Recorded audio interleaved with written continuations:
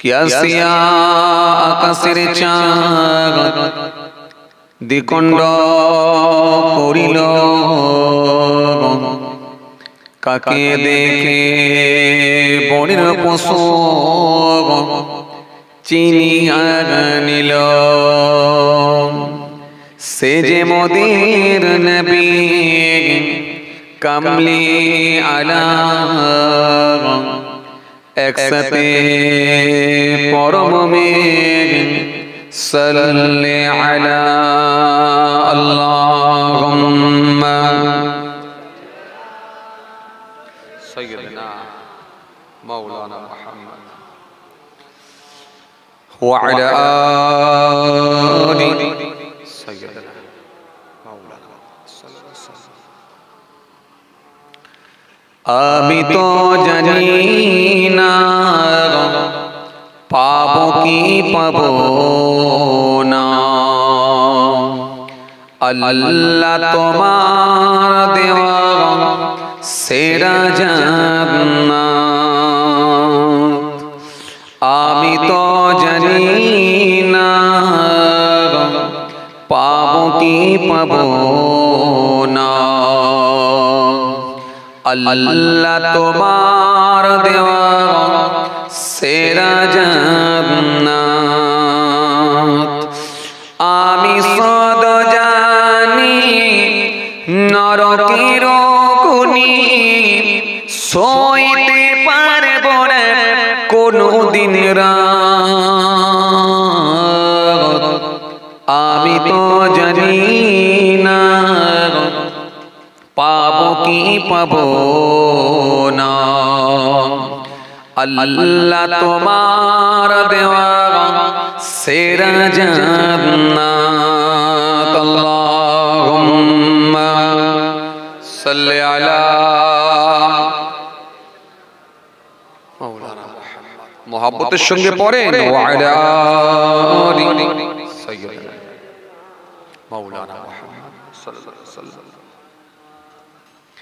গুনাহ তো করেছি আমি বালুরাশি সমান, অগণিত সীমাহীন পাপের তওবা কবুল করে না রব্বুল আলামিন।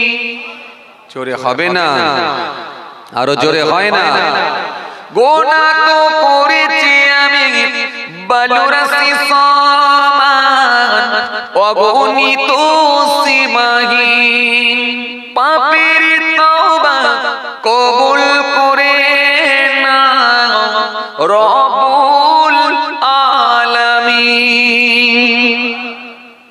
হায়াত আমার কমছে শুধু প্রতিদিন,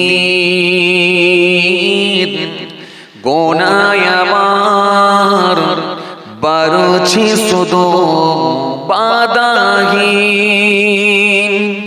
তুমি তো পারো দিতে না যান, আমি সদ জানি নরকের গুনি সইতে পারবো না কোনদিন রাত। আমি তো জানি না পাবো কি পাবো না, আল্লাহ তোমার দেওয়া সেরা জান্নাত। আমি তো জানি না পাবো কি পাবো না, আল্লাহ তোমার দেওয়া সেরা জান্নাত। আমি সদ জানি নরকের গুনি সইতে পারবো না কোনদিন রাত। আমি তো জানি না পাবো কি পাবো না, আল্লাহ তোমার দেওয়া সেরা জান্নাত। আমি তো জানি না পাবো কি পাবো না। আল্লাহ তোমার দেওয়া সেরা জান্নাত আমি সদ জানি নরকের গুনি সইতে পারবো না কোনদিন রাত আমি তো জানি না পাবো কি পাবো না। আল্লাহ তোমার দেওয়া সেরা জান্নাত আল্লাহুম্মা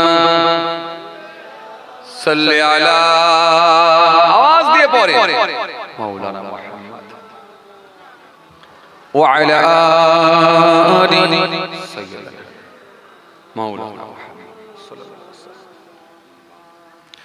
ওয়া ক্বালা আল্লাহু তাআলা في كلامه المجيد والفرقان الحميد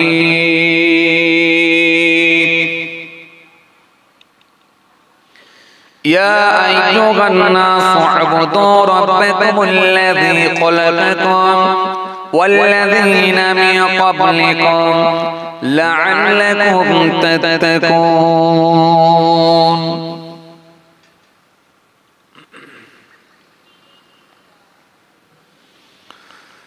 وقال النبي صلى الله عليه وسلم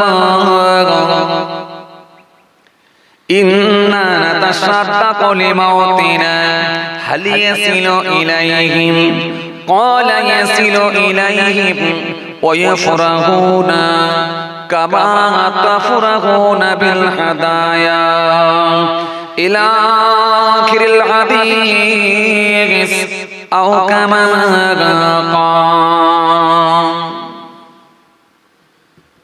प्यारे हाज़िरान मजलिस সদ্য দিনদার ইমানদার পরেজগার মুত্তাকি বয়োজ্যেষ্ঠ আল্লাহ ওয়ালা প্রবীণ মানুষেরা আজকের মাহফিলে বসে থাকা নামাজি রোজাদার দিনদার খোদা ভীরু আল্লাহ ওয়ালা মানুষেরা আজকের মাহফিলে বসে থাকা বয়োজ্যেষ্ঠ প্রবীণ মানুষেরা আমার পিতৃতুল্য বাপেরা আজকের মাহফিলে বসে থাকা আমাদের ঘরের সন্তানেরা আমার ছোট ছোট ভাই বোনেরা দূর দূরান্তে বাড়িতে বসে থাকা পর্দার আড়ালে অন্তরালে আমার মা বোন বেটিরা সকলকে আমি আমার অন্তঃস্থল থেকে অনেক অনেক সালাম শুভেচ্ছা ভালোবাসা জানিয়ে খুব অল্প সময় সংক্ষিপ্ত কিছু বয়ান করে আপনাদের খেদমত থেকে বিদায়। পাশাপাশি আরো জানাই যারা আরি হলো কেনাই আল্লাহর জামিন ছেড়ে বিদায় নিয়েছে নশ্বর ধাম ত্যাগ করেছে ধরাধাম ত্যাগ করেছেন আমাদের থেকে যারা পৃথক হয়ে গেছেন এই চণ্ডীবাড়ি গ্রামের কবরস্থানে ৩.৫ হাত জায়গা অধিকার করে অপেক্ষায় রত ইন্তজার করছেন ওয়েট করছেন সেই কিয়ামতের দিনের জন্য জানাই তাদেরকে আমি আমার অন্তঃস্থল থেকে সালাম এবং মুবারকবাদ। আল্লাহ পাকের রহমত প্রত্যেক ঈমানদারের উপর হোক আমরা জোরে বলি আল্লাহুম্মা আমিন। মাশাআল্লাহ আলহামদুলিল্লাহ আজকে চণ্ডীবাড়ি গ্রামের যুবক ভাইদের প্রচেষ্টায় আপনাদের সকলের সহযোগিতায় মহান আল্লাহ পাকের কৃপায় প্রতি বছরের ন্যায় এই বছর আল্লাহ করিয়ে নিয়েছেন ইসালে সওয়াবের মাহফিল জিকরুল্লাহ জিকরুন নবীর মাহফিল। গুনাহগার এসেছে আপনাদের খেদমতে আপনাদের ছেলে আপনাদের ভাই দরবারে ফুরফুরা শরীফ আশিকে রাসূল সুলতানুল ওয়াইজিন আলা হযরত ছোট হুজুর পীর কেবলা রাহমাতুল্লাহ আলাইহি হুজুরের নাতি অর্থাৎ ছোট হুজুর কেবলার মেয়ে ছেলে দরবারে পীরনগর শরীফ পীরনগরী হুজুর পীর কেবলা রাহমাতুল্লাহ আলাইহি যিনি দাদা হুজুর পীর কেবলা রাহমাতুল্লাহ আলাইহি হুজুরের হাতে হাত দিয়ে দস্তে বায়াত সোবতে আফতাহ কলকাতা 9 নম্বর হালদালে যিনি আহলে বায়াতের খানদান ছিলেন জবরদস্ত আল্লাহর ওলি ছিলেন জি যিনার জানাজায় কম বেশি প্রায় 12 লক্ষ মানুষের সমাগম হয়েছিল সে আল্লাহর ওলির পৌত্র অর্থাৎ ছেলে ছেলে গুনাহগার আপনাদের ছেলে আপনাদের ভাই পীরজাদা মাহফুজুল্লাহ হুসাইনি এসে হাজিরা দিয়েছে অল্প সময় সংক্ষিপ্ত কিছু বয়ান করে আপনাদের খেদমত থেকে বিদায় দেয়। মাশাআল্লাহ, আলহামদুলিল্লাহ।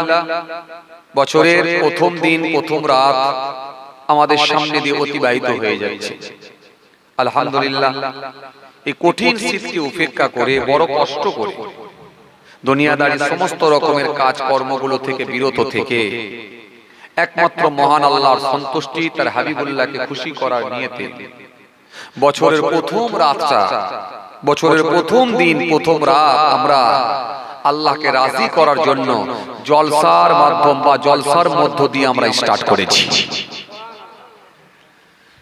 ভাইরা আমার, বন্ধুরা আমার, সাথী মহব্বতের ভাইরা, এই বছরের প্রথম রাত বা প্রথম দিন কেউ ডিজে বাজিয়ে, বক্স বাজিয়ে, কেউ পিকনিকের মধ্য দিয়ে, কেউ মদ গাঁজার নেশার মধ্য দিয়ে বছরের প্রথম রাত, প্রথম দিন স্টার্ট করে। আবার কেউ এই বছরের প্রথম রাত, প্রথম দিন আল্লাহর সন্তুষ্টি, তার হাবিবুল্লাহকে খুশি করার নিয়তে জলসার মাধ্যম দিয়ে স্টার্ট করে। কেউ বা কোরআন তেলাওয়াতের মধ্য দিয়ে, মাধ্যম দিয়ে স্টার্ট করে। কেউ বা দুরাকাত নামাজ পড়ে আল্লাহকে রাজি করে, আল্লাহ বাকি দিনগুলো তুমি সমস্ত রকমের ফাসাদ, মুসিবত, সমস্ত রকমের গজব থেকে তুমি মুক্ত রাখো, হিসাব আল্লাহ তুমি হেফাজত করো। সেই জন্য তোমার সন্তুষ্টির জন্য দুরাকাত নামাজ পড়ছি। কেউ শুরু করে নামাজ দিয়ে, আবার কেউ শুরু করে নাচ গান দিয়ে, মদ দিয়ে, আবার কেউ শুরু করছে বছরের প্রথম দিনে মারপিট দিয়ে। আমি সোশ্যাল মিডিয়ায় দেখছিলাম আপনাদের এলাকায় ভীষণ মারামারি হয়েছে। সোশ্যাল মিডিয়ায় দেখছিলাম মারামারি দিয়ে স্টার্ট। যাই হোক, যে যেমন ব্যক্তি সে তেমনটাই বেছে নেবে, এটাই স্বাভাবিক। চলুন, আমি কাউকে ইন্ডিকেট করে কোনো কথা বলি না, কারোর বিরুদ্ধেও কথা বলি না, কারোর পক্ষেও বলি না, কারোর বিরুদ্ধেও বলি না, কারোর পক্ষপাতিত্ব করেও কথা বলি না। এটা আমার সিস্টেম। আলহামদুলিল্লাহ, হজের লাইনে প্রথম না, আল্লাহ শুকর, আপনাদের দোয়ায় প্রায় 14-15 বছরের লাইনে আছি। আল্লাহ নিয়ে যান, বিভিন্ন রাজ্যেও আল্লাহ নিয়ে যান, আপনারা জানেন। এই বয়সে আল্লাহ শুকর, আলহামদুলিল্লাহ 16-17টা রাজ্যে আল্লাহ আমাকে নিয়ে গেছেন। জি, কত মাসে আপনারা দেখলেন, আলহামদুলিল্লাহ বাইরে দুটো প্রোগ্রাম করে এলাম, ত্রিপুরায় করে এলাম, আর আপনার কি বলে রাজস্থানে করে এলাম।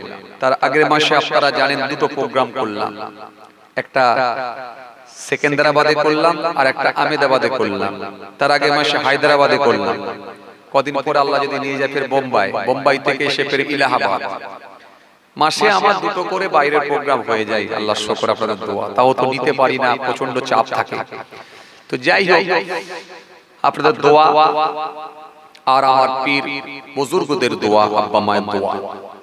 চলুন, আপনাদেরকে আমি যেটা বোঝাতে চাইছিলাম, ইন্ডিকেট করে কথা আমি বলি না, আমি বড় আফসোস নিয়ে, বর্তমান সিচুয়েশন নিয়ে কিছু কথাবার্তা তুলে ধরি। আপনারা জানেন, আসেন, খুব কষ্ট আপনাদেরকে দেবো না। যেটা বুঝাতে চাইছিলাম, আমাদের বছরের প্রথম রাত, প্রথম দিনটা একটু আল্লাহর নামকে নিয়ে শুরু করা স্টার্ট দরকার ছিল। সেটা না করে অনেক মুসলমানের ছেলে আমরা দেখতে পাচ্ছি ডিজে বক্স দিয়ে, গান চালিয়ে, গাঁজার টান, মদের টান দিয়ে, পিকনিকের মধ্য দিয়ে, নাচ গানের মধ্য দিয়ে, একটু ড্যান্সের মধ্য দিয়ে বছরের প্রথম রাতটা শুরু করছে। এটা আফসোস, এটা আক্ষেপ, এটা দুঃখ, এটা অন্য কিছু না, দুঃখ। আমি তো আস্তে আস্তে দেখলাম প্রচুর গাড়ি আসছে, সব ওই রকম করে নাচতে নাচতে আসছে। আবার আলহামদুলিল্লাহ অনেকে দেখছি জলসার মাহফিলও দিচ্ছেন। এই যে আমি তো পাশেই ছিলাম, আপনাদের একটা জলসা করে এখানে এলাম, আস্তে আস্তে দেখলাম প্রায় 3-4টে জলসা হচ্ছে। তো এই যে 3-4টে জলসা আমি দেখতে পেলাম, তার মানে আপনারাও চেষ্টা চালাচ্ছেন যে কোনো ভাবে যুবকদেরকে, ছেলে বাচ্চাদেরকে, যুবকদেরকে অন্তত অন্যায় থেকে যাতে করে দূরে রাখা যায়, যাতে করে জলসার মাধ্যম দিয়ে অন্তত আটকে রাখা যায়। একটা জিনিস জেনে রাখবেন, জোর করে কোনো কাজ হয় না, জোর করে কোনো কাজ হয় না।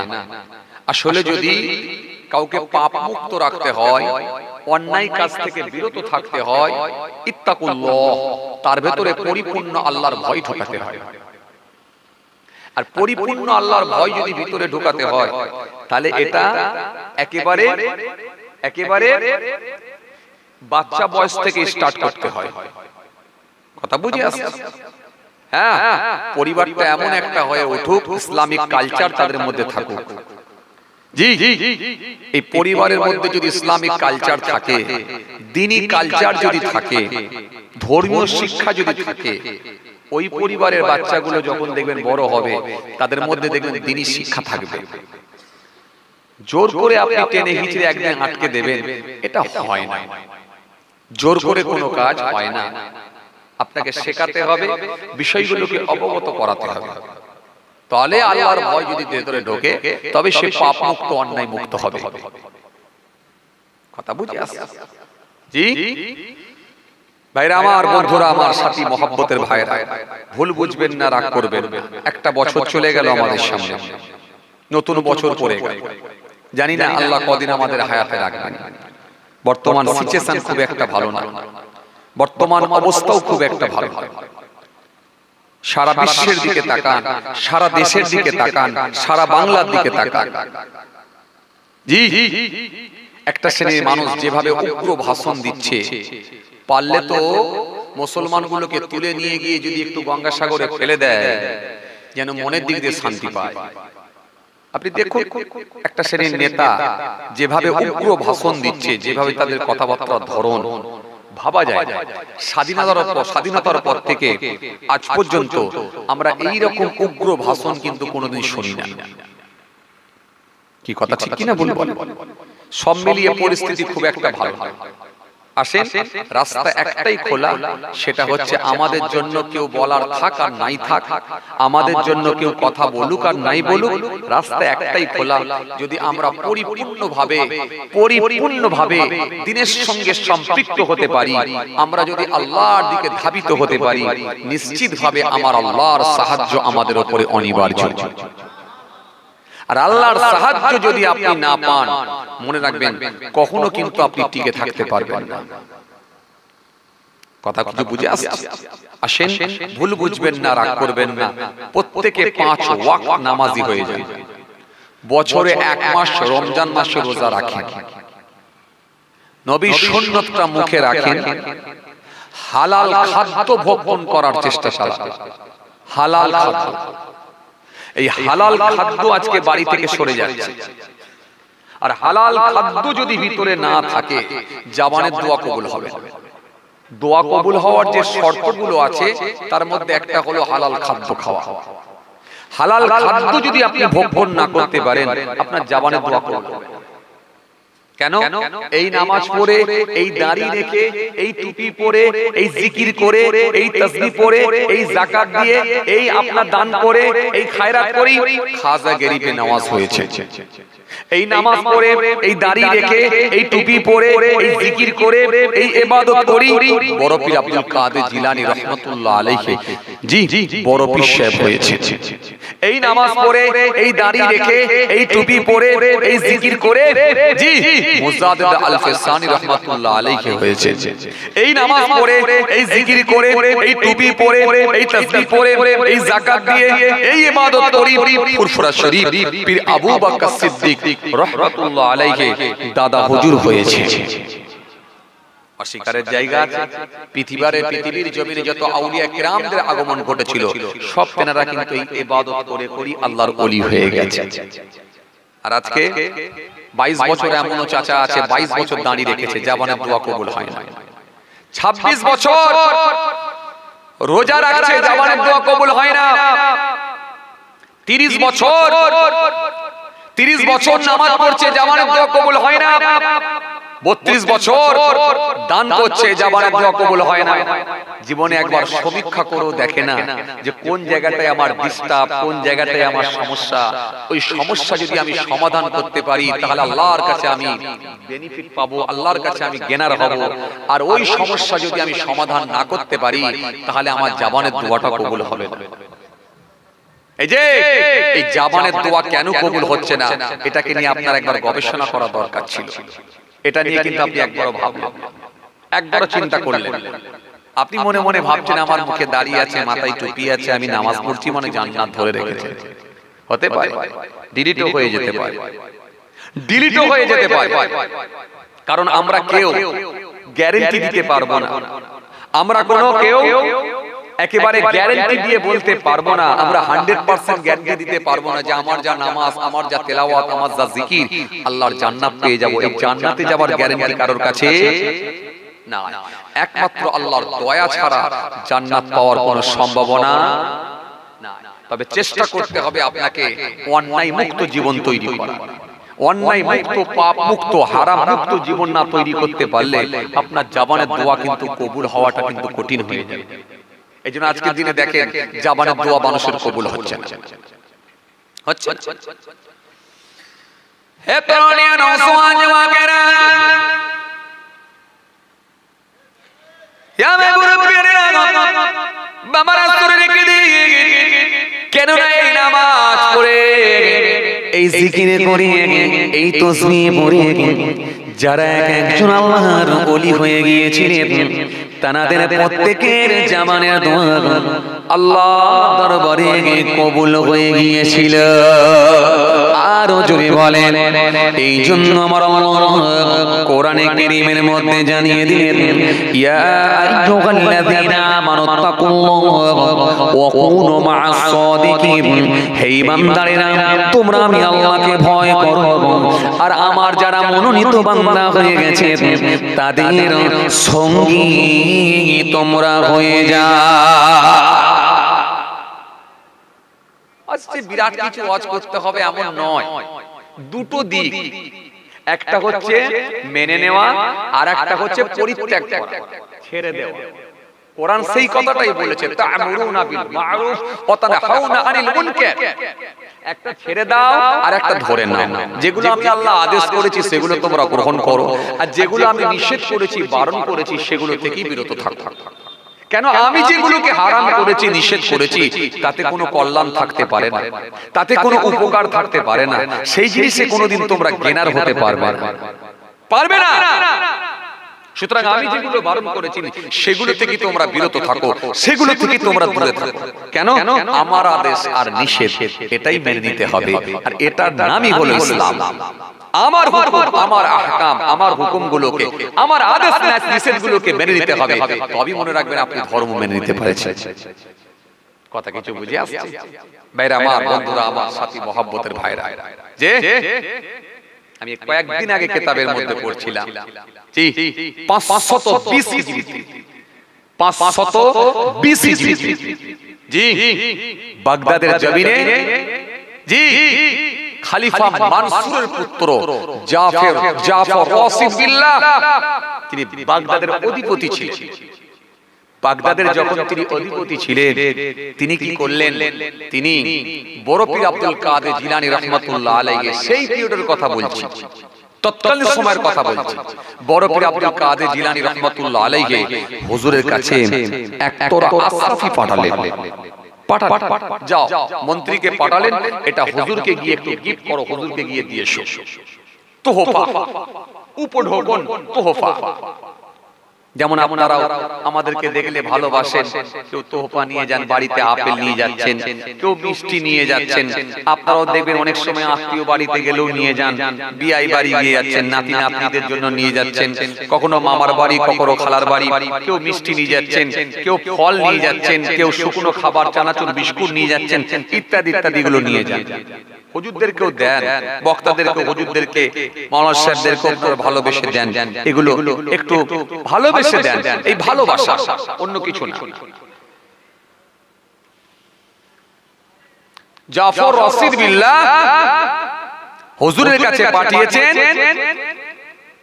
ভালোবেসে পাঠিয়েছেন, কি এক তোরা আশরাফি পাঠিয়েছেন, যাও একটু হুজুরের কাছে এটা দিয়ে এসো। হে তরুণী নওজওয়ান যুবকেরা,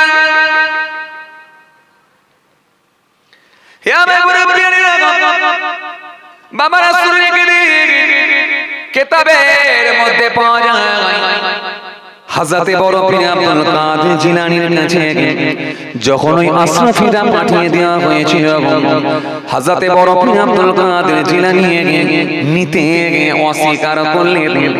মন্ত্রীকে বললেন, ও মন্ত্রী, এটা আমি নেব না, যাও তোমার বাদশার কাছে নিয়ে যাও, খলিফার কাছে নিয়ে যাও, এটা আমাকে দিও না, এটা আমি গ্রহণ করতে পারবো না। মন্ত্রীকে যখন এই কথা বলেছেন, মন্ত্রী বারবার হুজুরকে রিকোয়েস্ট করতে লাগলেন, অনুরোধ করতে লাগলেন, হুজুর আমার বাদশা আপনাকে ভালোবেসে দিয়েছেন, হুজুর আপনি মেহেরবানি করে এটা গ্রহণ করুন না, কেন ফেরত দিচ্ছেন? হুজুর আপনাকে ভালোবেসে দিয়েছেন, হুজুর এই নাসরানাটা হুজুর আপনি মেহেরবানি করে গ্রহণ করুন না, আপনি কেন ফেরত দিচ্ছেন? হুজুর আপনি মেহেরবানি করে গ্রহণ করুন। মন্ত্রীর এই রিকোয়েস্টে কিতাবের মধ্যে পাওয়া যায় হযরতে বড় পীর আব্দুল কাদের জিলানী রাহমাতুল্লাহ আলাইহি হুজুর যখন ওই আশরাফিটা গ্রহণ করেছিলেন, গ্রহণ করে একবার খালি নিজে হাতে নিয়ে একবার খালি হাত দিয়ে ডলতে লাগলেন।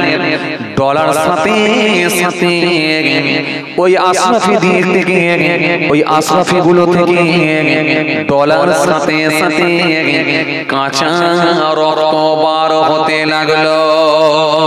যখন টাটকা রক্ত বার হতে লাগলো, জমিনের উপরে রক্ত পড়ছে, মন্ত্রী হতভঙ্গ হয়ে গেল, দরবারের প্রত্যেকটা মানুষ হতভঙ্গ হয়ে গেল, অবাক হয়ে গেল, চিন্তিত হয়ে পড়ল, এটা কেন এরকম হলো? প্রত্যেকটা মানুষ অবাক হয়ে গেল, চিন্তিত হয়ে পড়ল, মন্ত্রীও চিন্তিত হয়ে পড়ল, টেনশনের মধ্যে পড়ে গেল।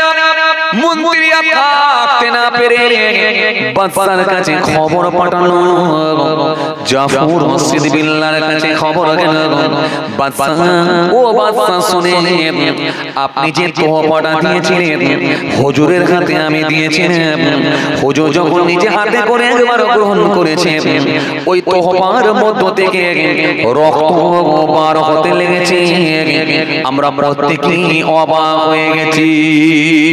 যখন বাদশার কানে গিয়ে পৌঁছালো, বাদশাও হতভম্ব হয়ে গেল, বাদশাও অবাক হয়ে গেল, বাদশার সহ্য করতে পারল না, বাদশার স্থির থাকতে পারল না।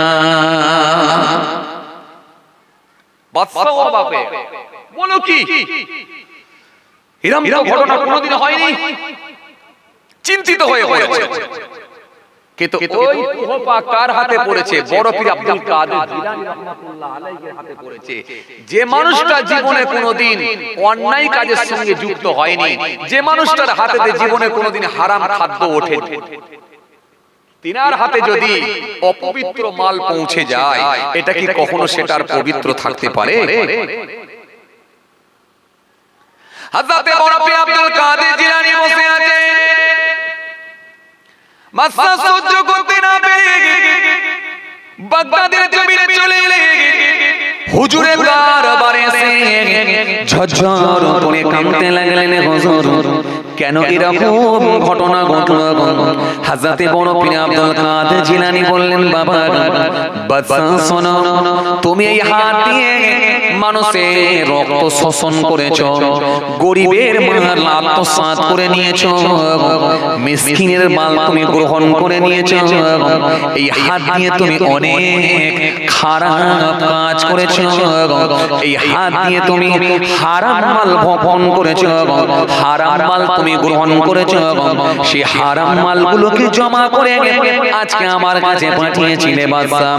এই জন্যই হারামগুলো, অপবিত্র জিনিসগুলো আমার হাতেতে স্পর্শ হওয়ার সাথে সাথে সেগুলো আমার আল্লাহর কুদরতি ক্ষমতা, সেগুলোকে আমার আল্লাহ পাক রক্ত করে বের করে দিয়েছি।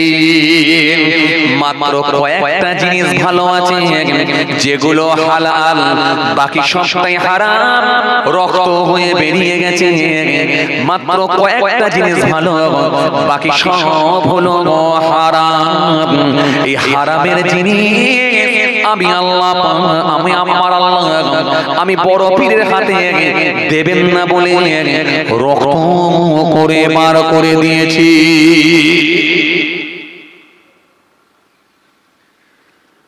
কথা কিছু বুঝতে পারছেন? আজকে আমাদের নামাজ কেন কবুল হচ্ছে না? রোজা কেন কবুল হচ্ছে না? দাড়ি টুপি কেন কবুল হচ্ছে না? আপনারা মনে করছেন কবুল হয়েছে কি হয় না জানলেন কি করে? ও বাবাজি আমার ভাইরা শুনেন, বাবাজি আমার ভাইরা জেনে রেখে দেন, কবুল হয় না, 100% কবুল হয় না। যদি কবুল হতো তাহলে আপনার জবানে দোয়া কবুল হয়ে যেত। কেন 22 বছর নামাজ পড়ছেন, 28 বছর রোজা রেখেছেন, 26 বছর দাঁড়ি রেখেছেন, মিস হবার কোনো সম্ভাবনা নাই, মিস হবার কোনো সম্ভাবনা নাই। নিশ্চিতভাবে আপনার জবানে দোয়া কবুল হতো। কেন 22 বছরের নামাজ, 28 বছর রোজা, 26 বছরের দাঁড়িয়ে নিশ্চয় আপনি আল্লাহর ওলি হয়ে যেতেন, কিন্তু কবুল হয় না কেন? তার মানে জবানে দোয়া কবুল হয় না কেন? রাসূলুল্লাহ বলেছেন, যার ভেতরে হারাম খাদ্য ঢুকবে, আমি নবী বলছি ওই শরীরটা জান্নাতে যাবে না। এই জন্য আমার নবী সুন্দর করে জানালেন, আল্লাহ নবী সুন্দর করে বললেন, লা ইয়াদখুলুল জান্নাতা লাহাবুন নাবাতা মিনাশ শাওতি ওয়া কুল্লু লাহমিন নাবাতা মিনাশ শাওতি কানাতিন নারু আওলা বিহি। আল্লাহ নবী সুন্দর করে বললেন, লা ইয়াদখুলুল জান্নাতা লাহাবুন, আমি রাসূলুল্লাহ বলছি ওই শরীরটা জান্নাতে যাবে না, ওই গোশতটা জান্নাতে যাবে না যার শরীরে লা ইয়াদখুলুল জান্নাতা লাহাবুন নাবাতা মিনাশ শাওতি ওয়া কুল্লু লাহমিন নাবাতা মিনাস শাওতি কানাতিন নারু আওলা বিহি, যার শরীরে হারাম খাদ্য ঢুকে গেছে। আমি রাসূলুল্লাহ বলি, সামান্য পরিমাণও যদি হারাম খাদ্য ভিতরে ঢুকে যায়, আমি নবী বলে যাই ওই শরীরটা কোনোদিন জান্নাতে যাবে না। সমীক্ষা করে দেখা যায়, সমীক্ষা করে যদি দেখা যায়, একটা পাড়া সমীক্ষা করলে 100টা ঘর থাকলে 85টা বাড়িতে এখন বন্ধন ঢুকে গেছে, 85টা বাড়িতে এখন মহিলা সমিতি ঢুকে আছে। তবে বুকে হাত দিয়ে একবার খালি বলুন তো দেখি, কেমন করে আপনার নামাজ রোজা কবুল হবে? 85টা বাড়িতে যদি হারাম খাদ্য ঢুকে যায়, 85টা বাড়িতে যদি মহিলা সমিতি ঢুকে যায়, 85টা বাড়িতে যদি বন্ধন ঢুকে যায়, তাহলে কেমন করে ভাবলেন জবানের দোয়া কবুল হবে?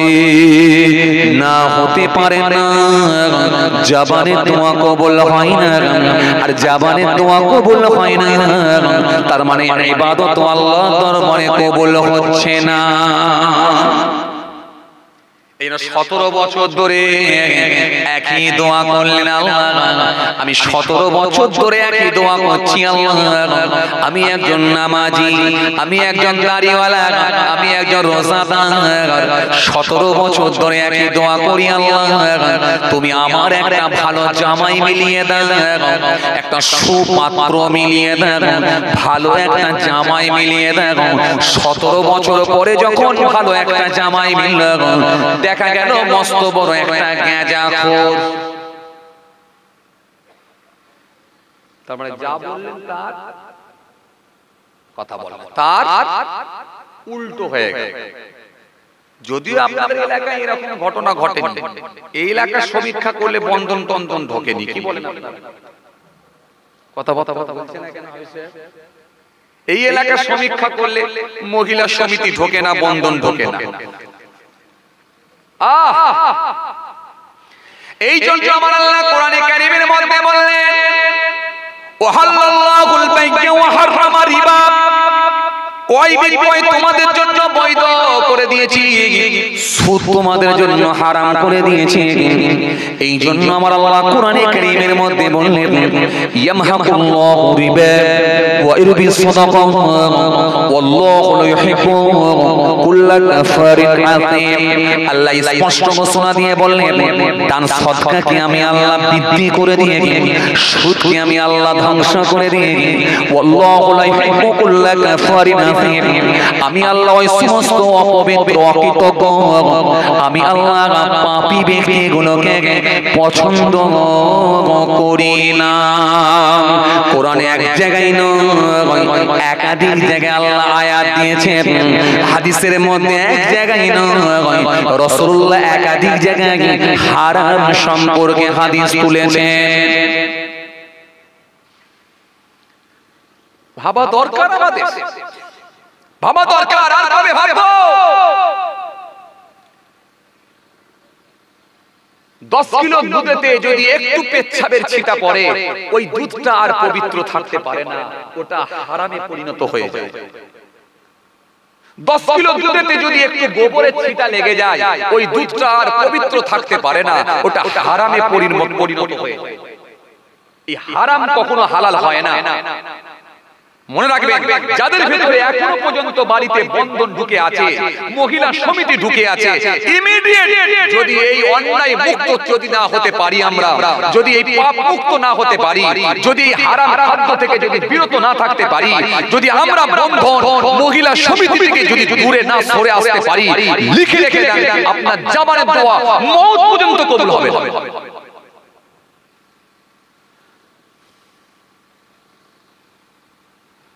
অথচ আমরা মুখে দাড়ি রেখেছি, অথচ আমরা মাথায় টুপি দিচ্ছি, অথচ আমরা গায়ে জুব্বা পরছি, আমরা অনেকে মসজিদে গিয়ে নামাজ আদায় করছি, বাড়িতে এখনো বন্ধন ঢুকিয়ে রেখেছি। আমাদের মাথায় যে কি শয়তান পেচ্ছাপ করে দিল, ওই যে মাথায় ঢুকলো বন্ধন করলে বড় লোক হবে, এই যে মাথায় ঢুকে আছে। আমাদের মাথায় শয়তান যে কিভাবে পেচ্ছাপ করে দিয়েছে, ওই যে মাথায় ঢুকিয়ে রেখেছে। আরে সকালবেলা যখন কাজে যাবি তো মনে কর, এই যে সকালবেলা যখন কাজে যাচ্ছিস, এই যে তুই একজন রাজমিস্ত্রি, ছেনি নিয়েছিস, হাতুড়ি নিয়েছিস, কন্নিক নিয়েছিস, কড়া নিয়েছিস, এই যে কাজে যখন যাচ্ছিস, বেদেমারি বাজারে বসে বসে চা খাচ্ছিস, এ বাবু এই কাজ করে খেটে আর কত কবে বড় লোক হবি? একবার দেখ না, লটারির একটা কাউন্টার করা আছে, ওখানে গিয়ে একটা লটারির টিকিট কেটে দিয়ে জানা, রাতের বেলা তো ওয়াজ আছে, ওয়াজে বসে বসে দোয়া করবি, আর আল্লাহ যদি মিলিয়ে দেয়, একটা লেগে গেলে তুই গেনার হয়ে যায়। কথা মনে হয় কিছু বুঝতে পারেন, কিছু কথা বুঝতে পারছেন বাবাজি? এটা হচ্ছে শয়তান পেচ্ছাপ করে দিয়েছে। ব্যাস ওই ছেলেটার মাথায় ঢুকে গেল, কন্নিক মেরে, হাতুড়ি মেরে, খুন্তি মেরে, আর এই কড়া নিয়ে কাজ করে, রাজমিস্ত্রির কাজ করে 500 টাকা ইনকাম করে কবে বড় লোক হব সংসার চালিয়ে। ঠিকই তো বলেছে, কথা তো খারাপ নয়, মনের মধ্যে ভালো কথাই তো এসেছে, অসুবিধা নাই। সামনে একটা লটারির টিকিট কাউন্টার করাই আছে, ওখানে যদি একটা কেটে দিয়ে চলে যেতে পারি, আর রাতের বেলা জলসার মাহফিলে যদি একটু বসে বসে কান্নাকাটি করে দোয়ার সময় আল্লাহর দরবারে বলি, যদি আল্লাহ কবুল করে নেয়, গ্রামবাসীকে তো দেখিয়ে দিতে পারবো। এই যে এই সাজেশনটা যিনি দিয়ে গেলেন, তিনি মিস্টার অন্য কেউ নয়, তিনি হলেন মিস্টার ইবলিস শয়তান। তিনি ভয়ঙ্কর জিনিস, যিনি হলেন আমাদের প্রত্যেকের শত্রু। কোরআনে আল্লাহ নিজে ঘোষণা দিয়েছেন, সুন্দর করে আমার আল্লাহ জানিয়ে দিয়েছেন, সুন্দর করে আমার আল্লাহ বলে দিয়েছেন, ইয়া আইয়ুহান নাসু উবুদু রাব্বাকুমুল্লাযী খালাকাকুম ওয়াল্লাযীনা মিন ক্বাবলিকুম লাআল্লাকুম তাত্তাকুন। আল্লাহ কোরআনে কারীমের মধ্যে বলেছেন, ইয়া আইয়ুহাল্লাযীনা আমানু দুখুলু ফিস সিলমি কাফা ওয়া লা তাত্তাবিউ খুতুওয়াতিশ শাইতান ইন্নাহু লাকুম আদুউম মুবিন। এই ইমানদারেরা, সম্পূর্ণভাবে ইসলামের মধ্যে দাখিল হও, পরিপূর্ণভাবে ইসলামের মধ্যে ঢোকো। ওয়ালা তাত্তাবিউ খুতুওয়াতিশ শাইতান, শয়তানের পথ তোমরা অনুসরণ করো না।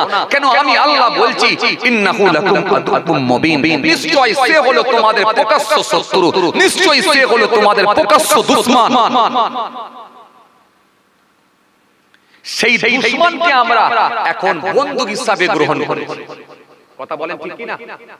বন্ধু হিসেবে গ্রহণ করি না, ওই ইবলিস যা বলে তাই করি, দুটো 5টা টাকা লাভের জন্য। ইবলিস বলছে রাতের বেলা ওয়াজ শুনবি তো অসুবিধা কি আছে? সকাল বেলায় যখন বেগুন বিক্রি করতে যাবি, ভালো বেগুনের সঙ্গে কানা বেগুন পাইল করবি, আর বুড়ো কাস্টমার দেখলি ব্যাগে ঢুকিয়ে দিবি। ওরে খেপা রাতের বেলা তো জলসা শুনবি তো মাপ পেয়ে যাবি। আমরা বললাম হ্যাঁ ঠিক আছে।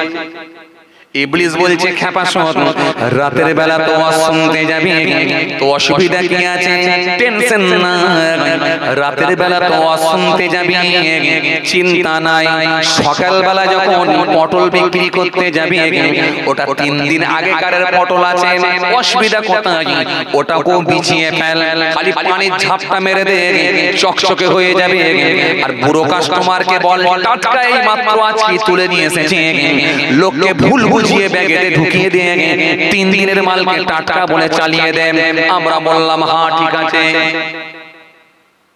আরে খাপা রাতের বেলা তো ওয়াজ শুনবি তো মাপ পেয়ে যাবি, কথা বলে না। আমরা বললাম হ্যাঁ গুরু ঠিক আছে। চলছে না এগুলো? চলছে না এগুলো? চলছে না? ইবলিস বলল আরে খাপা শোন, বিকেল বেলায় তুই অনেক চপ সিঙ্গারা তৈরি করে ফেলে চলে গেছিস, এই চপ সিঙ্গারা গুলো কিছু বেঁচে গেছে, ফেলে কি দিবি খাপা? ফেলে দিলে তো লস হয়ে যাবে। এগুলো কি ভালো করে কাঁচের শোকেসের মধ্যে ঢুকিয়ে রাখ, সকালবেলা আবার সকালবেলা তেলেতে ফের গরম করে ছেঁকে নিবি। আর দূরের কাস্টমার যখন দেখবি বাসে করে আসছে, কেউ দেখবি টেকারে করে আসছে, টেকারের ছাদে বসে আছে, কেউ দেখবি টোটো করে আসছে, কেউ দেখবি অটো করে আসছে, ওরা যখন চপ মুড়ি তোর কাছে কিনতে আসবে, রানিং কাস্টমার বলে ওদের ওই ঠুঙার ভেতরে দিয়ে ওদের হাতে ধরিয়ে দিবি। ওরা খাবে কি ফেলবে তোর দেখার দরকার নাই, তুই পয়সা পেয়ে বড় লোক হবি। রাতের বেলা তো ওয়াজ শুনবি, আল্লাহর কাছে মাপ চাইবি, মাপ পেয়ে যাবি। আমরা বললাম হ্যাঁ গুরু ঠিক আছে। কেন আমরা বুঝলাম না যে এই 5টা টাকা 10টা টাকা 20 টাকা 100 টাকা 200 টাকার জন্য আমার ঈমান আমলকে কেন বরবাদ করে দিচ্ছি? এটা কেন একবারও বুঝলাম না? কেন বিবেক তাকে জানালো না? এই জন্য আমাদের সমাজে কিছু মানুষ আছে দেখবেন, যারা হারামের সঙ্গে যুক্ত হওয়ার কারণে তাদের জবানের দোয়াটা আল্লাহর দরবারে কবুল হয় না। এই জন্য আমার নবী সুন্দর করে জানিয়েছেন, আমার নবী স্পষ্ট ঘোষণা দিয়েছেন, ইয়াতিয়ালান নাসি জামাম লা ইউবালিল মারউ মা আখাযা মিনহু আমিনাল হালাল আমিনাল হারাম। আমি রাসূলুল্লাহ বলি প্রতি 70 মানুষের সম্মুখে এমন জামানা আসবে, কেউ কারোর পরোয়া করবে না, কেউ উপায়ে মাল লাভ করবে, হারাম উপায়ে না হালাল উপায়ে, সেটাও কিন্তু দেখা দেখি থাকবে না। বোতলের ভেতরে পেট্রোল ভরে রাখবে, তাতে সামান্য কিছু লাভের জন্য সেখানে কেরোসিন পাইল করে গাড়ির ট্যাঙ্কে ভরে দিয়ে কার্বোরেটর জাম করে দেবে। সামান্য কিছু লাভের জন্য কেরোসিনকে পেট্রোলের সঙ্গে পাইল করবে। সকালবেলা মাছ বিক্রেতা মাছ বিক্রি করতে যাবে, ওই মাছ যখন বাজারে নিয়ে যাবে, টাটকা মাছের রক্ত নিয়ে গিয়ে পচা মাছের গায়ে লাগিয়ে রাখবে। বেলা 12:30টার সময় 1টার সময় চড়া দামে ছাড়ে দেবে, বলবে এই দেখো রক্ত বার হচ্ছে বলে চালিয়ে দেবে। সমাজে হারাম আর হালাল বলে এটা এমন ভাবে পাইল করে চালাবে, মানামানি বলে থাকবে না। আমি রাসূলুল্লাহ বলছি, কেউ কারণ পরোয়াও করবে না, যে কোনো ভাবে বড় লোক হওয়ার চেষ্টা চালাবে। কথা ঠিক কিনা? রাগ করছেন আপনারা? তওবা রাগ করছেন? আপনারা ভাবছেন হুজুর আমাদেরকে কেন বলছেন? তওবা আমি আপনাদেরকে বলিনি, বিশ্বাস করেন আপনাদের সঙ্গে আমার কোনো রাগারাগি নেই। কি বেদে মারি নাকি? চন্ডিবাড়ি গ্রাম খুব মহব্বতের গ্রাম, আমি আপনাদেরকে কেন বলবো? তওবা তওবা তওবা তওবা, আমি আপনাদেরকে বলিনি, বিশ্বাস করেন। এই বর্তমান সিচুয়েশন, বর্তমান যে অবস্থা, এই বর্তমান অবস্থার দিকে লক্ষ্য করে আমি কিছু বলছি। কেন আমাদের বুকের ভেতরে এখন আল্লাহর ভয় কেন ঢুকছে না? আমি এটা বুঝাতে চাই। সামান্য 10টা টাকা, 20টা টাকা, 50টা টাকা, 100টা টাকা লাভের জন্য আমি এইভাবে অন্যায় কাজের সঙ্গে যুক্ত থাকবো? আমার ভেতরে কি একবারও ভয় ঢুকবে না আমার আল্লাহ যদি নারাজ হয়ে যায় একটা বড় রোগ দিয়ে দিতে পারে, লাখ লাখ টাকা খরচ হয়ে যেতে পারে, আল্লাহ ইচ্ছা করলে তো ব্লাড ক্যান্সার দিতে পারে, আল্লাহ ইচ্ছা করলে ডায়াবেটিস দিতে পারে, আল্লাহ ইচ্ছা করলে সুগার দিতে পারে, আল্লাহ ইচ্ছা করলে টিউমার দিতে পারে, আল্লাহ ইচ্ছা করলে হার্ট অ্যাটাক দিতে পারে, আল্লাহ ইচ্ছা করলে বাচ্চার কোনো বড় ধরনের রোগ দিতে পারে, যে হাজার হাজার টাকা খরচ করিয়ে দিয়ে আমার আল্লাহ ইচ্ছা করলে ইহকাল পরকাল সব বরবাদ করে দিতে পারে। কেন আমাদের ভেতর আল্লাহর ভয়টা ঢুকছে না? আমি এটা বুঝাতে চাই। কি কথা ঠিক বলছি? আমরা জেনে শুনে কেন প্রতারণা করব? আসেন, ভুল বুঝবেন না, আমাকে রাগ করবেন না, আমি আপনাদেরকে জ্ঞান দিতে আসছি না, শেখাতে আসছি না। তওবা তওবা, আমি জাস্ট খালি রাসূলুল্লাহর কথাগুলো, আল্লাহর কথাগুলো একটু তুলে ধরছি। এগুলো আমাদের মেনে নেওয়া হলো নৈতিক দায়িত্ব। কারণ এগুলো যদি আমরা মেনে নিতে পারি নিশ্চিতভাবে আমরা উপকৃত হব, নিশ্চিতভাবে আমাদের কল্যাণ আছে, নিশ্চিতভাবে আমরা আল্লাহর কাছে বেনিফিট পাবো, নিশ্চিতভাবে আমার আল্লাহ ইহকাল এবং পরকাল উভয় জায়গাতেই আমাদেরকে শান্তি দান করবেন। জোরে বলতে পারেন না সুবহানাল্লাহ? কেন মনে রাখবেন, এই পৃথিবীতে এমনই একটা সিস্টেম আমার আল্লাহ সাজিয়ে দিয়েছেন। কেউ বড় বাড়ি বানাবে, কেউ গিয়ে কাজ করবে, কেউ জুতো কিনবে, কেউ গিয়ে পালিশ করবে। এটাই সিস্টেম এই পৃথিবীর জমিনে, এটাই সিস্টেম আমার আল্লাহ বানিয়ে দিয়েছেন। কেউ আপনার কি বলে বাড়ির ভেতরে থাকবে, কেউ আবার চালটা ছেয়ে দেবে। এটাই সিস্টেম। কেউ আসবে প্লাস্টার করবে, কেউ আবার আপনার বড় বড় টাকা খরচা করে বিরাট বাউন্ডারি দিয়ে দেবে, কেউ আসবে পাঁচিল তৈরি করে দেবে। সুতরাং একজন আরেকজনের কাজ করবে, এটাই সিস্টেম। প্রত্যেককে আমার আল্লাহ সিস্টেম করে দিয়েছে। কিন্তু মনে রাখবেন, কেউ বলতে পারবেন না, কেউ বলতে পারবেন না যে আমরা সবাই সমান বড় লোক হয়ে যাব। এটা কিন্তু সিস্টেম নাই। সুতরাং মনে রাখবেন, একজনের কাজ আরেকজনা তাহলে করবে না। এই যে একজনের কাজ আরেকজনা করবে, এটাই সিস্টেম। আরেকজনের কাজ আরেকজন করবে, একে অপরের বেদম দিয়ে আল্লাহ রাব্বুল আলামিন তাদেরকে ইনকামের সুব্যবস্থা করে দেবেন। এটাই সিস্টেম। তা বলে হারাম আর হালালের জ্ঞানটা কিন্তু আপনাকে রাখতে হবে। কিছু কথা বুঝতে পারছেন না? এই কথা কিছু বুঝে যাচ্ছে? আপনারা কি ঘুমিয়ে পড়লেন নাকি না জেগে আছেন? সব জেগে আছেন তো বাবাজি? আসেন, ভুল বুঝবেন না, রাগ করবেন না। আজকে এই যে আমার মনে পড়ে গেল, এই যে জানুয়ারি, জি এই যে 31st নাইট উদযাপন করছে অনেক যুবকরা, ডিজে বক্স দিয়ে, কেউ আপনার কি বলে বোম দিয়ে, কেউ আপনার কি বলে লাইটিং করে, কেউ আপনার কি বলে ফুল ঝুরঝুরি দিয়ে এই যে নাইট উদযাপন করছে। একবারও ভাবলো না যে এখনো বাকি আছে 1 বছর, তার আগে আল্লাহ পটলডাঙ্গার তলায় পাঠিয়ে দিতে পারে। সুতরাং আমাদের উচিত বছরটা যাতে করে ভালো যায়, আল্লাহর কাছে অন্তত ভালো কাজ দিয়ে শুরু করা। এই হারাম কাজ, এই যে মদ দিয়ে পান করে খেয়ে আসছে, তাই আপনাদের সামনে মনে পড়ে গেল বলে হারাম নিয়ে আমি শুরু করে ফেলেছি। নাহলে আমি ভেবেছিলাম যে একটা অন্য সাবজেক্ট নিয়ে আজকে শুরু করব, কিন্তু শুরু হয়ে গেল হারাম নিয়ে। তাই না? আসেন, আপনাদেরকে আমি কি বুঝাতে চাইছিলাম তাহলে, এই যে আপনি একটু মানুষকে সামান্য পয়সার জন্য মানুষের সঙ্গে প্রতারণা করছেন, মানুষকে ঠকাচ্ছেন, ঠকবাজি করছেন, এটার কিন্তু লংজিভিটি খুব বেশি দিন নয়। আপনার বুকের ভিতর আল্লাহর ভয় নিয়ে আসেন। আল্লাহর ভয় যখন ভিতরে ঢুকে যাবে, তখনই যাবেন আপনি অন্যায় মুক্ত থাকতে পারবেন, হারাম মুক্ত থাকতে পারবেন। আর হারাম মুক্ত থাকতে পারলে তাহলে যাবেন আপনার জবানের দোয়া কবুল হবে, আপনার ইবাদতটাও আল্লাহর দরবারে কবুল হবে। এই তরুণিয়া নওজওয়ান যুবকেরা, হে আমার মুরব্বিয়ারা, বাবা রাসূলের কিতাবের মধ্যে পাওয়া যায় আল্লাহ নবী একদিন মদিনার বাজারে গেলেন।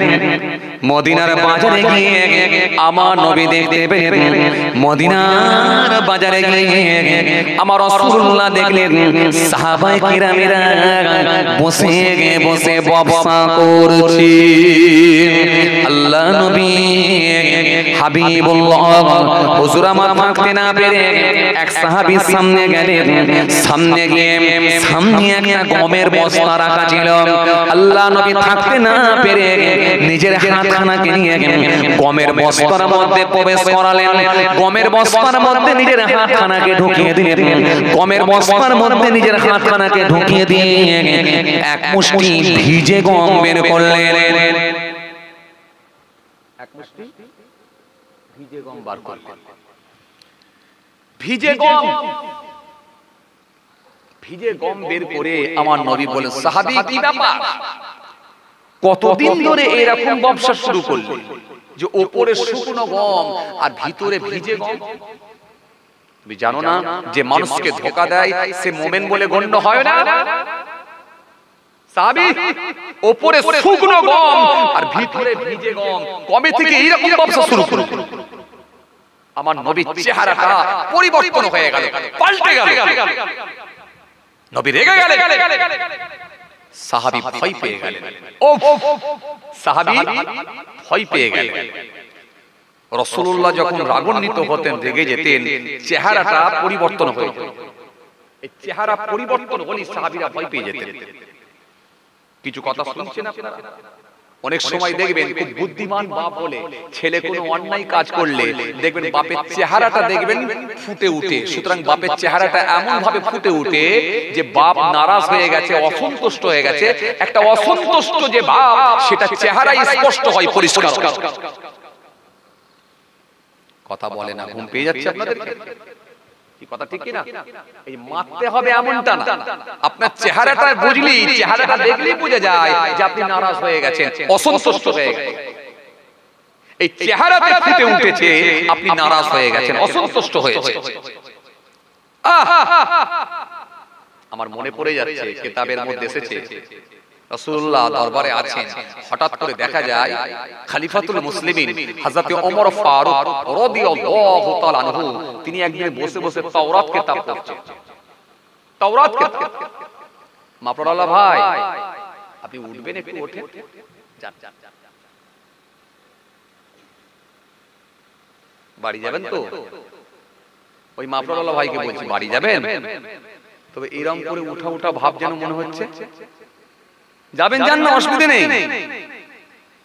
আই বসে বলল, কি সমস্যা, উনি যেতেও দেবে না। আরে বাবা, আমি থাকতে বলছি, থাকতে পারে, বাড়িতে প্রয়োজনীয় কাজ থাকতে পারে, সমস্যা থাকতে পারে, কি কথা ঠিক না?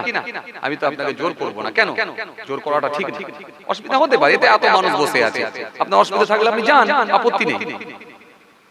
মানে ভাববেন না যে হুজুর রাগ করবে, না না, রাগ না, আপনি যান, যেতে গেলে যেতে পারেন, গেলে আপনি যেতে পারেন, আপত্তি নেই। আর যদি মনে হয় যে না বসে শুনবো, শুনতেও পারে, সেটা আপনার ব্যাপার। আসেন, খেয়াল। তাহলে নবী যখন নারাজ হয়ে যেতেন, অসন্তুষ্ট হতেন, নবীর চেহারাটাই ফুটে উঠত।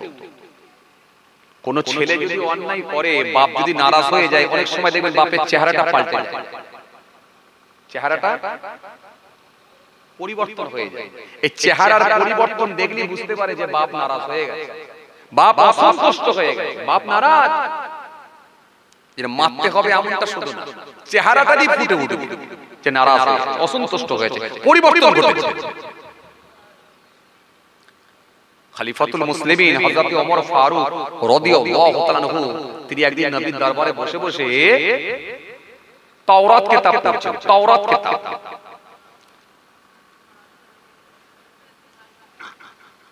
তাওরাত কিতাব পড়ছেন। তাওরাত কিতাব কার উপরে নাজিল হয়েছিল?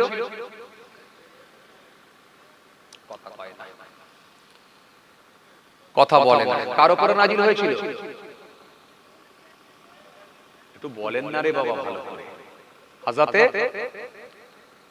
মুসা আলাইহিস সালাম, মুসা সালামের উপরে নাজিল হয়েছিল তাওরাত কিতাব। ইনজিল কিতাব কার উপরে?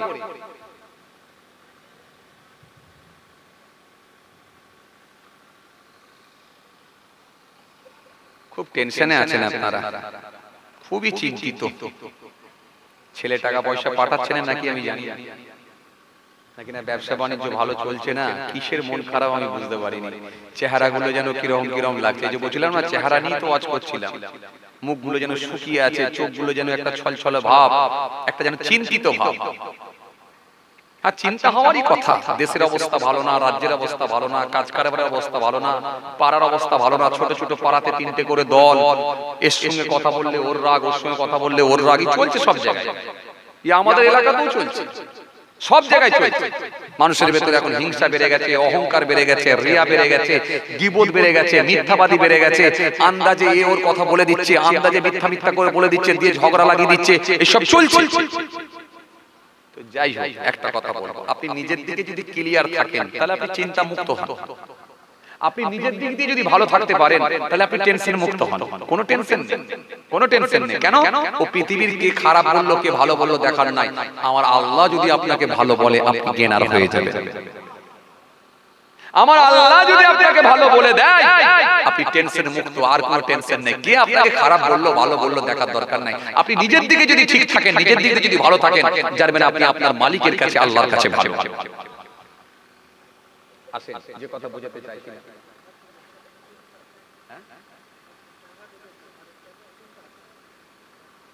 ও ঘরে টাকা ঢুকেছে, টাকা পাচ্ছে না, ও টাকা পেয়ে গেছে, বলছে ঘরের টাকা পেয়ে গেছে হুজুর। তো ঘরে পেয়ে গেছে বলছে, তো বিশাল ব্যাপার। তাহলে তো মাশাআল্লাহ দাওয়াত করে খাওয়াতে হবে হুজুরদেরকে, ইমাম সাহেবদেরকে তো দাওয়াত করে খাওয়াতে হবে, তাই না?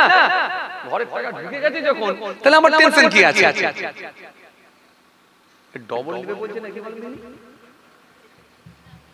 ফের ডবল নেবে বলছে নাকি? যে আসেন, খেয়াল করেন বাবাজি, আর বেশিক্ষণ করব না, খেয়াল করেন জি, আসেন খেয়াল করেন যে কথা বুঝাতে চাইছিলাম। ভাইরা মা, কি বলছিলাম?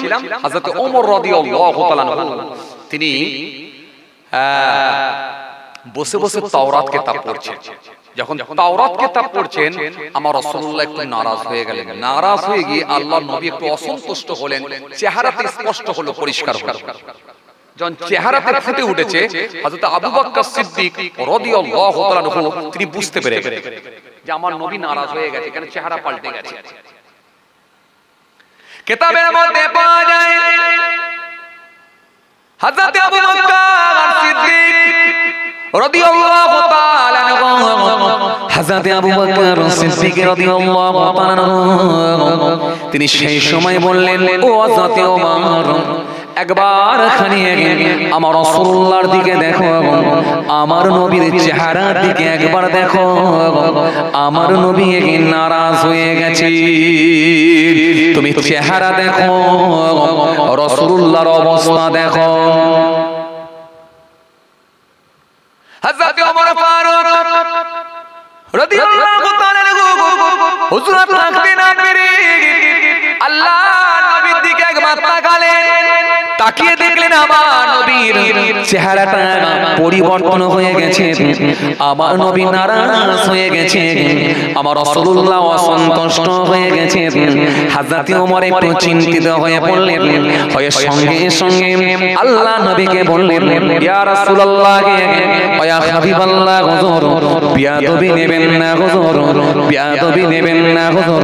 ওয়াল্লাহ নবী, কিছু যদি আমার দ্বারাই ভুল হয় আপনি বলুন, কেন আমি তো মেনে নিয়েছি রাদিতু বিল্লাহি রাব্বান ওয়া বিইসলামি দীনান আমি মুহাম্মদ মুস্তাফা সাল্লাল্লাহু আলাইহি ওয়াসাল্লাম, আমি আল্লাহকে আল্লাহ বলে মেনে নিয়েছি, ইসলামকে দ্বীন বলে মেনেছি, আর আপনাকে রাসূলুল্লাহ বলে আখিরি নবী বলে গ্রহণ করে নিয়েছি।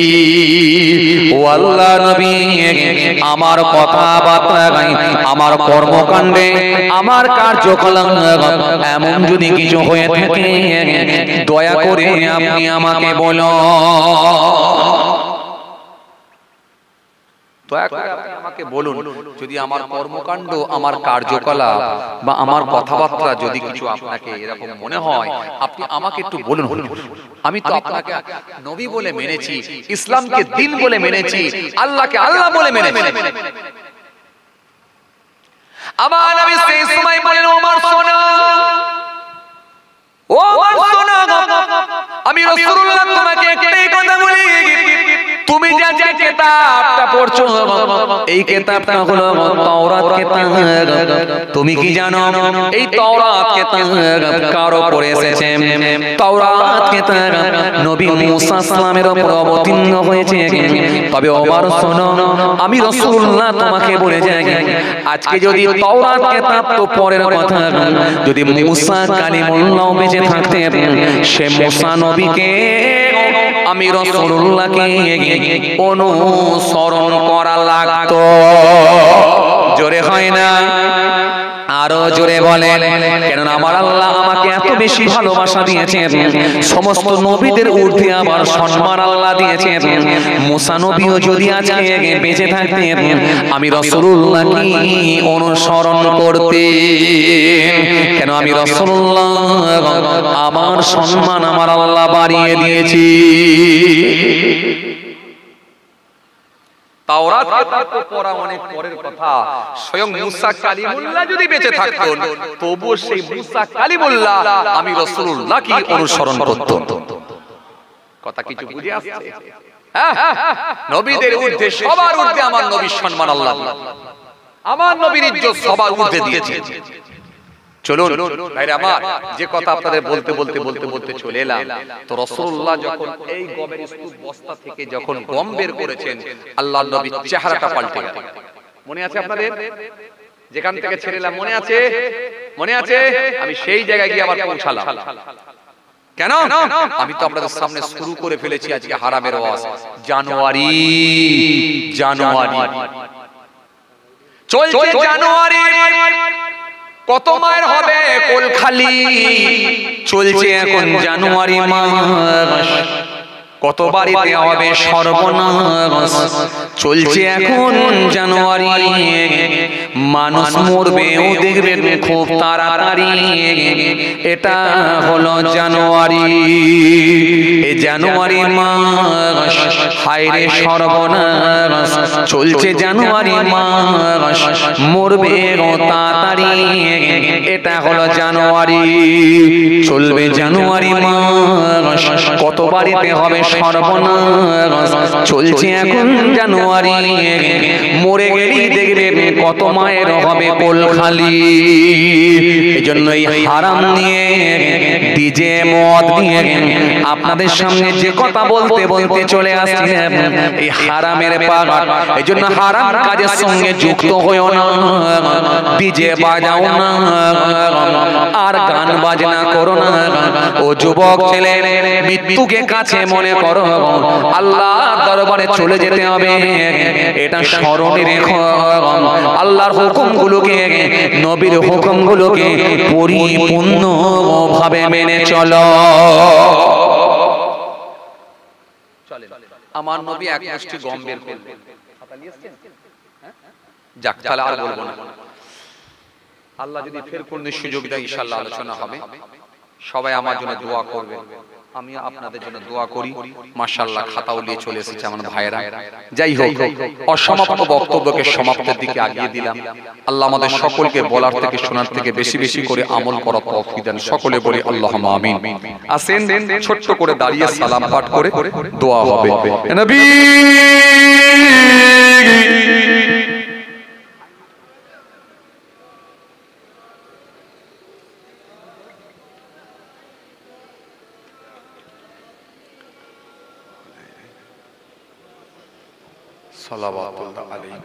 একটু আগে আগে আসেন আপনারা, একটু আগে আগে আসেন, একটু আগে আগে আসেন। আলহামদুলিল্লাহ, একটু আগে আগে আসেন। উচ্চ আওয়াজে মহব্বতের সঙ্গে সালাম করেন। ইয়া নবী সালাম আলাইকা, আরো জোরে ইয়া রাসূল সালাম আলাইকা, আরো জোরে ইয়া হাবিব সালাম আলাইকা, সালাওয়াতুল্লাহ আলাইকা। আজ ঈদে মুবারক, আজ রোজে মুসররম, আজ ওয়াক্তে বিলাদ, আজ মিলাদ হাজরাত। ইয়া নবী সালাম আলাইকা, আরো জোরে ইয়া রাসূল সালাম আলাইকা, আরো জোরে ইয়া হাবিব সালাম আলাইকা, সালাওয়াতুল্লাহ या नबी सलाम लो आमा या रसूल सलाम लो आमा देरो या हबीब सलाम लो मोरा जे सबाई गुनाहगार या नबी सलाम आरो जोरे या रसूल या हबीब सलाम अलैका सलावतुल्लाह अलैका আমায় নবীর আব্বা জান আবদুল্লাহ আমায় নবীর আম্মা জান আমেনা আমায় নবীর দুধমা হালিমা আমায় নবীর রওজা মদিনা ইয়া নবী সালাম আরো জোরে ইয়া রাসূল ইয়া হাবিব সালাম আলাইকা সালাওয়াতুল্লাহ আলাইকা मीमू से मदीने हे वाले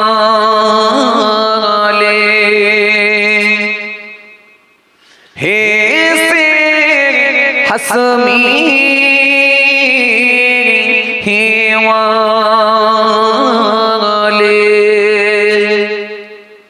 मीमू से मेरा हुआ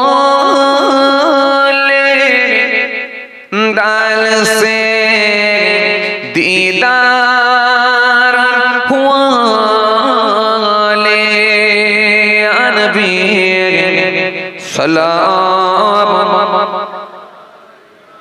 या रसूल सलाम या हबीब सलाम अलैका सलावतुल्लाह अलैका সকলে বসেন ইয়া রাব্বি